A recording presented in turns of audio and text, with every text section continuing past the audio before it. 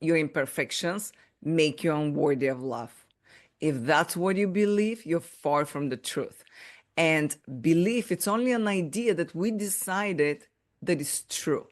We can change that. Idea is not something that is fixed. Love can come into your life no matter where you are at your self transformation journey. Let's first address that myth of perfection because none of us is perfect. We come into this world not perfect, and that is how we're living this world, not perfect. Not only that, the self transformation journey and the growth that we're striving for, this is a lifelong process. It's not something that you read this book or you do this exercise, this course, and then you're done. There's always something to work on if you are self aware and if you want to grow. But this is a lifelong journey. So society bombards us with these messages of perfection, perfect bodies, perfect careers, relationships, and whatnot. But nobody is perfect. The truth is, we're all flawed human beings. And some of us are not where we want to be in life. Some of us are on the way in our transformational journey. Let's say, for example, in romantic relationships. If you are waiting to fix yourself so you can go out on that date, just think about it. The guy you're going on that date, he's not perfect either. We're all flawed human beings. So the truth is, love isn't about finding someone who is flawless. Love is about finding someone who we see their flaws and still love them, and they see our flaws and still love us. Think about it this way. When you look at nature, do you demand the tree to be perfectly straight and the branches to be in a certain way in order for you to have that tree on your backyard? Or the plant at home. If the plant is not perfect, you don't toss the flower and say, oh my gosh, this is such an ugly flower. No, you still have it in your home. You enjoy it. So imperfection, it's all around us. Imperfection, it's part of nature. And believe me, those imperfections make us unique. They make our unique markup and make us beautiful the way we are. That's what makes us different. Imagine if we're all the same and we react always in the same way and we say the exact same things and act the same way. How boring would that be? Isn't that what gives flavor to life? Our differences. What makes us lovable? It's not our apps or the perfect Instagram feed or the perfect bag someone has or the perfect hair. No, it's our kindness, sense of humor, empathy, and our quirks. That's what gives flavor and that's what makes us lovable. Sometimes the things that we view as flaws are actually the things that someone loves about us. Someone who is overly cautious, or it's shy, or has a loud laugh, or is disorganized. Maybe they're creative, and that's what we love about them. Maybe we're too rigid. Maybe we need to learn from that. Maybe we need a little from that spontaneous nature that they have. So here's an exercise for you. Write down 3 things you consider to be flaws about yourself. And next to each one, write how that might be actually a strength. For example, too sensitive. Maybe that means you're deeply empathetic. Remember, it's all about perspective.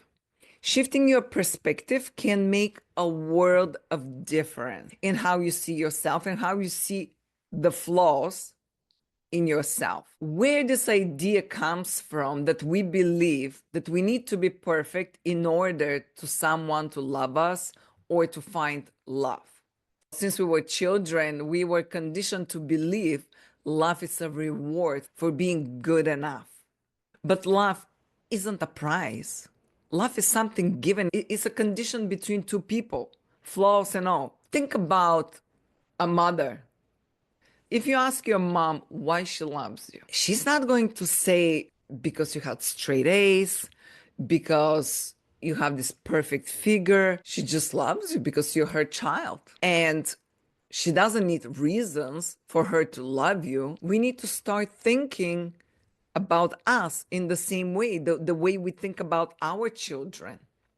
And Matthew Hasse, he really had this analogy, which I love, and I always remind myself. He says, imagine when you're born, you were assigned this human yourself to take care of.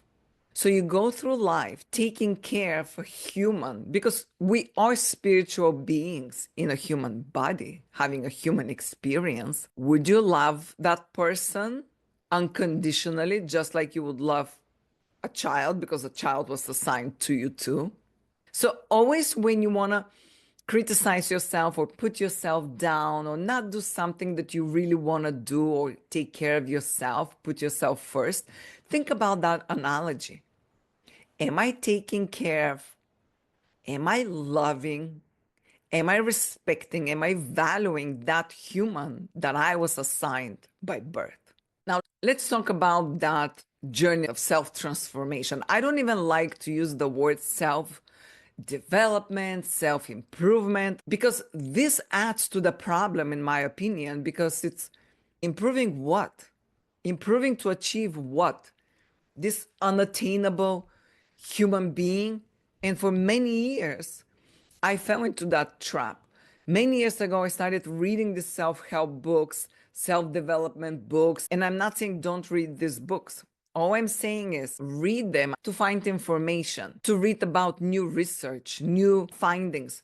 But I don't read them anymore as, oh my gosh, I have a problem. I had this person that I wanted to be, this perfect person. And I was constantly trying to fix myself to become that person. It's important to strive for a growth. I'm all about self-awareness, self-growth, self-transformation. But it doesn't mean that you have to wait to be some finished product to find love or to love yourself. In fact, being open about the journey can make you even more relatable and endearing. And here's the truth. The right person will love you for who you are right now, not who you're trying to become. They'll see the beauty in your imperfections and support you as you grow. You are going to grow together because he's not finished product too. He's on his way, on his transformational journey. That is the beauty of it, of being in a relationship, to walk together, to help each other grow, to work on yourself, to use the triggers as a findings to what you need to work on. I did 2 videos on the topic. You can search my channel and see it. But those triggers are a perfect opportunity to show where we need to do more work in us. And again, we need to accept all our imperfections, all of it. Our shadows. Shadows are those things in ourselves that we deemed unacceptable, like jealousy, envy, anger, and all that. We need to accept those things. Then they'll lose its power. Just remember, you're worthy of love exactly the way you are, exactly now. And the right person will see that. And if they don't see that and they want you to change, then they're not the right person for you. The right person will love you and accept you the way you are. Love doesn't require perfection, just authenticity. Your flaws don't make you less deserving of love. They just make you a human. And if you are still on your journey of self-transformation, that's okay. Love doesn't care about perfection, just authenticity. Just be yourself. Fall in love with the version of yourself you are now and go out there and be proud of who you are. Be proud of the human you became in your life through all your experiences. And remember, the most important relationship we have is the one we have with ourselves. And you're amazing just the way you are. So leave me a comment below. I'm very curious to know, what did you write in your paper? One of the things that you perceived as a flaw, and you rewrote that to see the strength in it. And I'll see you next time. Ciao.